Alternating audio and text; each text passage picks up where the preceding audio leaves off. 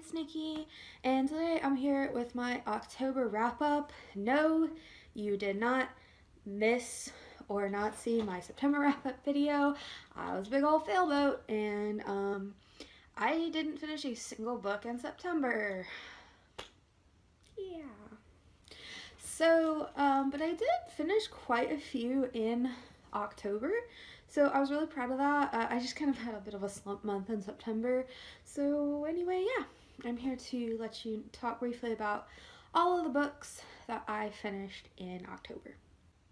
The first book I finished in October was 100 Fathoms Below by Stephen Kent and Nicholas Kaufman, and I ended up giving this 4 out of 5 stars. It was almost really a 4.5 out of 5 stars for me. There was just a couple things that kept me from giving it that 5 star. I actually did a whole separate video on 100 Fathoms Below. I did really like it, and I'll link that video down below, so if you haven't already, you can check it out.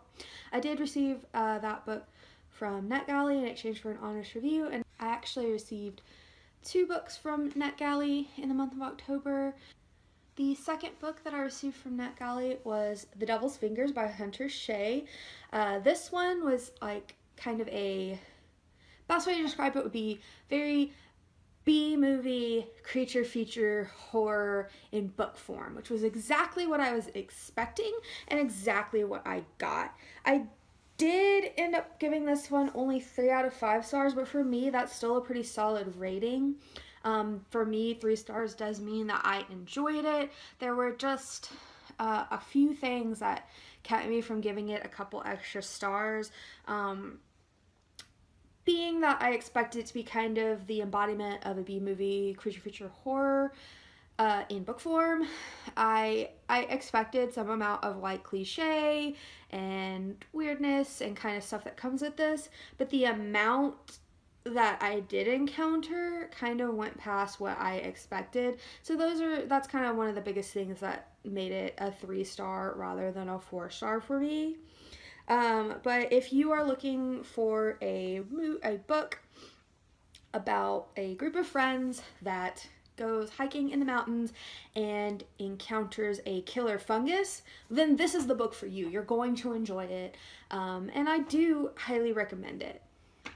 The third book that I finished in October was Darkwalker on Moonshae by Douglas Niles. This is my first Realms Reads book, and I talked about it pretty extensively in my Realms Reads wrap-up. So I'll also link that video down below if you want to know my kind of in-depth thoughts. I did end up giving it 4 out of 5 stars. If you're looking for, you know, a good, solid, high fantasy novel, then this is definitely the book for you. It was a great start to my Realms Reads project. So I would highly recommend checking out that video below and checking out the book. It's a really great book. My next 2 books I read for Dewey's 24-hour readathon. Both of these books I was recommended by people in the Goodreads groups that I run. I run this challenge where you get paired up with someone for 3 months and you trade recommendations with them every month for those 3 months to kind of get recommendations for books you might not have checked out, or help they can either do that or help pick your TBR, or just kind of like get recommendations in general in genres that you've wanted to check out but haven't yet, and hopefully make a new friend along the way. Because there was an uneven amount of people signed up this time, I actually got partnered with 2 people, and I wanted to go ahead and get my recommendations from those 2 people read. First one was a book called The Biting Cold by Mark Henwick. It's actually a novella, and I had mixed feelings about this one. I ended up giving it 3 out of 5 stars, and it just, I read a lot of short stories, and so normally with like short stories I expect to know that there's not going to be as much in them, but even though I knew it was a novella, even for a novella, it just seemed like at the end I wanted more.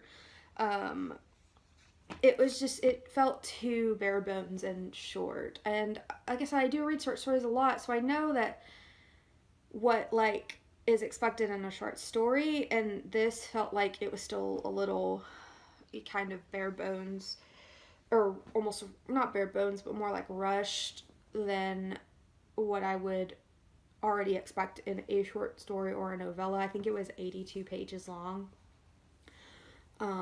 And there were also a couple things that I felt were really predictable. So there wasn't, the tension in this novella wasn't there for me. I did like the characters though a lot, and I did enjoy reading it. I didn't have an unenjoyable reading experience, so I didn't want to give it 2, but it was definitely on the lower end of the 3 out of 5 stars for me.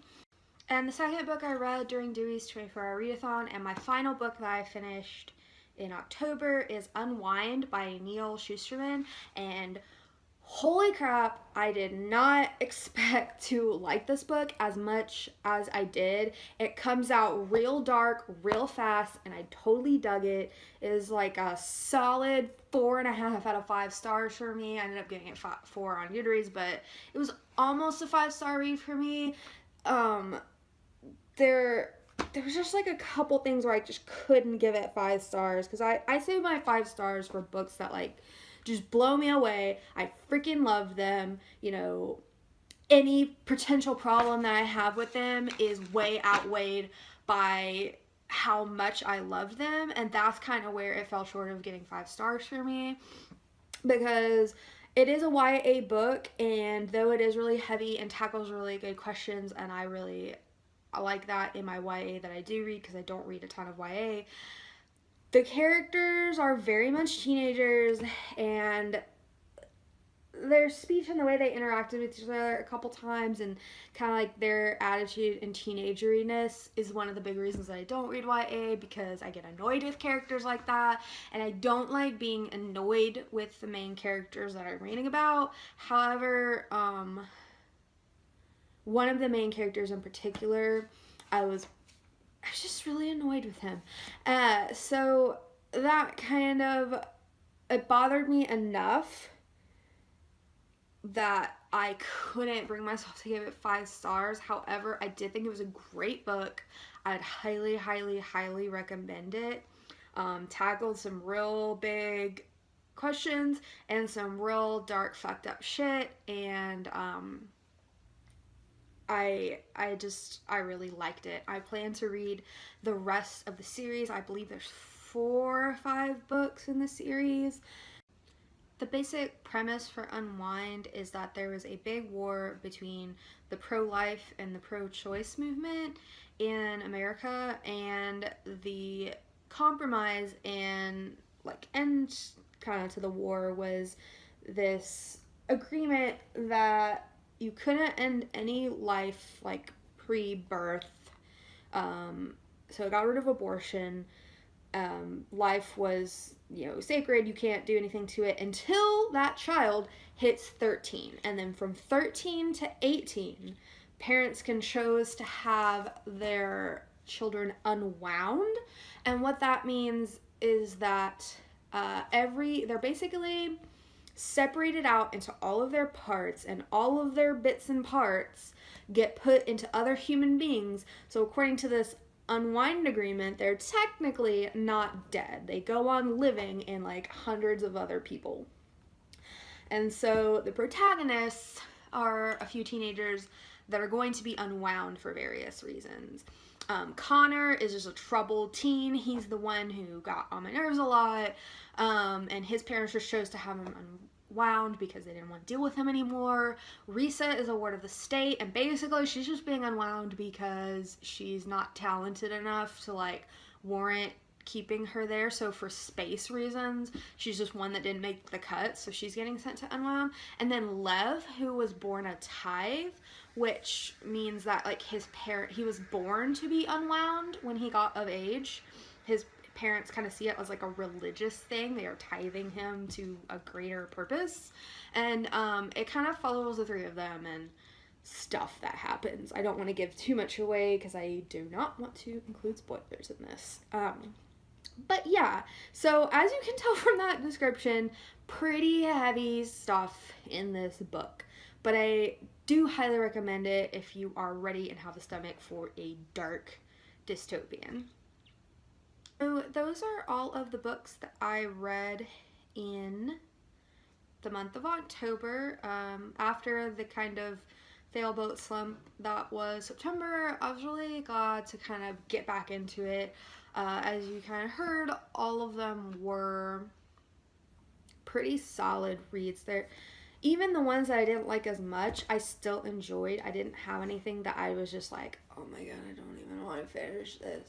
So, it was a really good, solid month. It was the month I needed after the kind of depression-induced slump that I had. And I am definitely looking forward to November. I started quite a few other books mid to late October that were kind of more creepy reads. So, funnily enough, this one doesn't have like a ton of creepy reads in it, even though it's my October and it's spooky month, and that's kind of what I had anticipated. But when I finish up a lot of my spooky books this month, you'll be seeing that next. If you like this video, I'd super appreciate if you were to hit that like button. And if you're not already, I'd love it if you subscribe so that you can make sure to see all of my future videos. I hope you have a wonderful rest of your evening. Good night, bookworms.